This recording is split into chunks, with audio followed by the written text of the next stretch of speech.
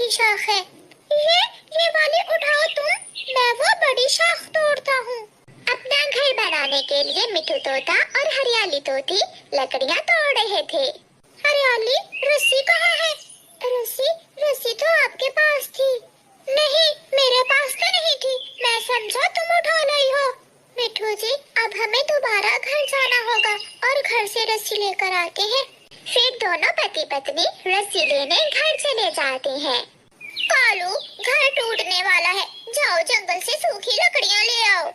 गौरी, इन दिनों जंगल से सूखी लकड़ियाँ बहुत मुश्किल से मिलती है। मुझे अगर सूखी लकड़ियाँ ना मिली तो मैं लंबे बांस ले आऊंगा। घर की छत पर वही बांस लगा लेंगे।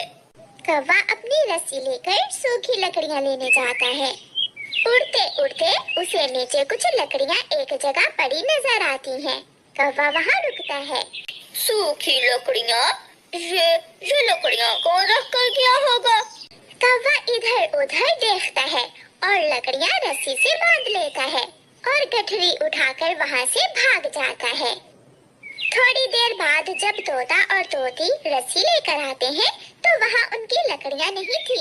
हरियाली, लकड़ियाँ कहाँ हैं? कोई हमारी मेहनत से इकट्ठी की हुई लकड़ियाँ चुरा ले गया। हमें जल्दी जल्दी जाना होगा मिठू जी, हमें सबके घरों में जाकर देखना होगा। तोता और तोती उड़ते हैं। कबूतर, क्या तुम मेरी के पेड़ के पास से लकड़ियाँ उठा कर लाए हो? नहीं यार मिठू, मेरा घर तो बना हुआ है और वैसे भी मैं चोरी नहीं करता। तुम कौवे के घर जाकर देखो। तोता और तोती उड़ते हैं और कौवों के घर जाते हैं। उनके घर के बाहर लकड़ियों की गठरी पड़ी थी। यही है हमारी लकड़ियाँ, यही है पति जी। बाहर आओ कौवे, चोर कौवे, बाहर निकलो। तुम मेरी लकड़ियाँ क्यों चोरी करके लाए हो? गोरी कौवी घर से बाहर आती है। तोते और तोती आहिस्ता बोलो, क्यों शोर मचा रहे हो? हुआ क्या है? ये लकड़ियाँ हमारी हैं। क्या इन पर नाम लिखा है तुम्हारा? ये लकड़ियाँ हमारी हैं। अपनी चोंच संभाल कर बात करो, ऐसा ना हो कि मुझे गुस्सा आ जाए। इस बड़ी लकड़ी की मुझे अच्छे से पहचान है, ये लकड़ियाँ हमारी ही है। जाओ जाओ, चुप करके चले जाओ। अगर मेरा पति कालू कौवा बाहर आ गया तो मार मार कर बंदर बना देगा तुम दोनों को। बेचारे तोते क्या करते, वो कमजोर थे, इसलिए चुप करके वहाँ से चले जाते हैं और जंगल जाकर दूसरी लकड़ियाँ इकट्ठी करनी शुरू करते हैं। गोरी, चलेंगे क्या तोता और तोती? तो और क्या, मैंने उन्हें भगा दिया है, आए बड़े लकड़ियाँ लेने वाले। मेरा तो काम आसान हो गया, मुझे उन तोतों की इकट्ठी की हुई लकड़ियाँ मिल गई, वरना मुझे लकड़ियाँ लेने बहुत दूर तक जाना पड़ता। फिर कौवे बहुत आराम से उन लकड़ियों से अपना घर बना लेते हैं। एक तोता ही नहीं, वो कौवे तो हर किसी को डराते, चोरियाँ करते, लड़ते और दूसरों को मारते, और अगर कोई बात करता तो उल्टी लड़ाई शुरू कर लेते थे। चिड़िया अपनी गेहूं की फसल में बैठी हुई थी, उसकी फसल पककर तैयार हो गई थी। गुड़िया बेटी, मैं कबूतर चाचा को बुला कर लाती हूँ, वो फसल को समेटने में हमारी मदद करेंगे। मम्मा, मैं भी थक गई हूँ, मैं अब घर जा रही हूँ। हाँ ठीक है बेटी, आप घर जाओ, मैं थोड़ी देर बाद फसल लेकर घर आती हूँ। चिड़िया कबूतर चाचा को बुलाने चली जाती है और गुड़िया अपने घर चली जाती है। उड़ते हुए दुष्ट कौवे उस दिशा में आ जाते हैं। कालू, देखो तो गेहूं की फसल, अगर हम ये फसल चुरा ले तो पूरा साल आराम से घर बैठकर दाना खा सकते हैं। तो अच्छे काम में देर कैसी, एक गठरी तुम उठाओ और दूसरी मैं उठाता हूँ और भाग जाते हैं। कौवे ऐसा ही करते हैं, दोनों कौवे एक एक गठरी उठाकर वहाँ से भागते हैं। कबूतर चाचा, मेरी मदद करो, अगर आप मेरी गेहूं की फसल समेटने में मेरी मदद करें तो मैं आधी फसल आपको दूंगी। चिड़िया जरूर, मैं जरूर तुम्हारी मदद करूँगा, मेरे पास भी दाना नहीं है। चिड़िया कबूतर को साथ लेकर अपनी फसल की तरफ आती है। हाय, मैं मर गई, मेरी गेहूं की फसल कहाँ गई? अभी अभी तो मैं खेत में अपनी फसल छोड़कर आई थी। ये चोरी भी उन कौवों ने ही की होगी, पहले तोते और तोती की लकड़ियाँ चोरी और अब तुम्हारी फसल, वो कौवे ही ऐसा कर सकते हैं। कौवा और कौवी चिड़िया की चुराई हुई फसल लेकर घर पहुँच जाते हैं। कालू जी, अगर चिड़िया यहाँ आ गई तो हम पकड़े जाएंगे। क्यों ना हम ये गेहूं की फसल लेकर तुम्हारे मामा जी के घर चले जाएं और गेहूं की फसल से दाना निकाल कर तुम्हारे मामा जी के घर में ही छुपा दें। हाँ गौरी, आइडिया अच्छा है। ऐसे हम पकड़े भी नहीं जाएंगे और हमें दाना भी मिल जाएगा। मगर हमें रात होने का इंतजार करना होगा। दरवाजे पर दस्तक होती है। कालू, चिड़िया, ये चिड़िया ही होगी। तुम चिंता न करो, मैं चिड़िया को भगा कर आता हूँ।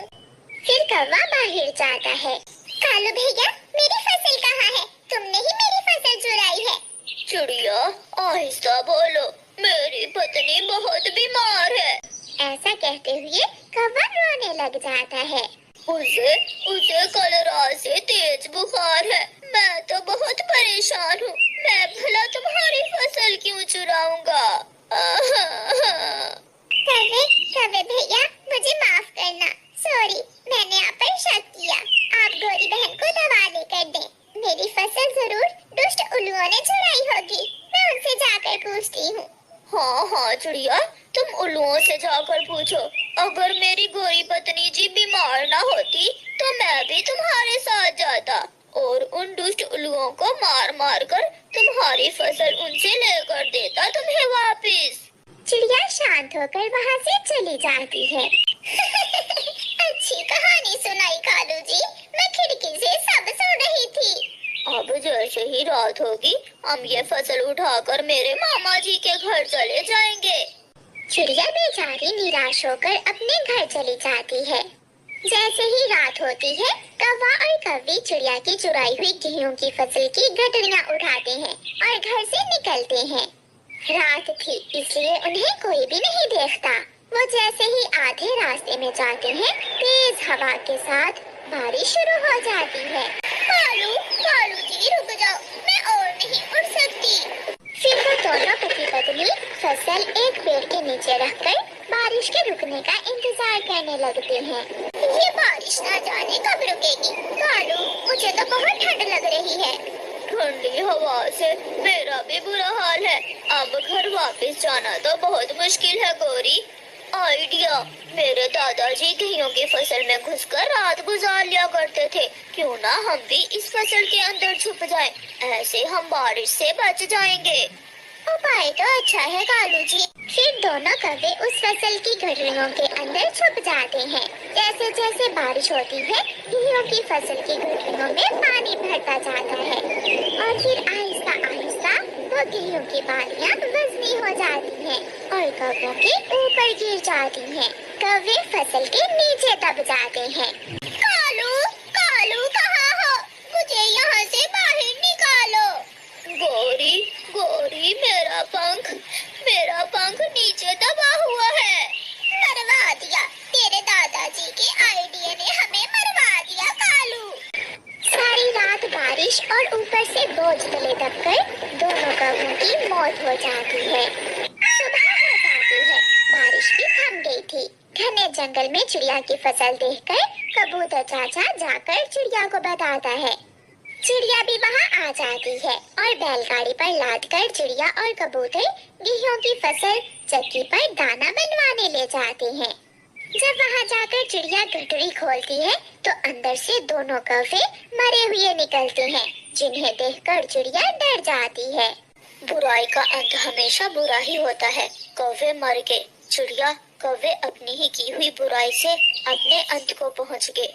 कबूतर भैया, इसलिए तो कहते हैं बुरे काम का अंजाम हमेशा बुरा ही होता है। मेरे दोस्तों, इस कहानी को लाइक, अपने दोस्तों के साथ शेयर और चैनल को सब्सक्राइब करना बिल्कुल मत भूलना। आपका धन्यवाद।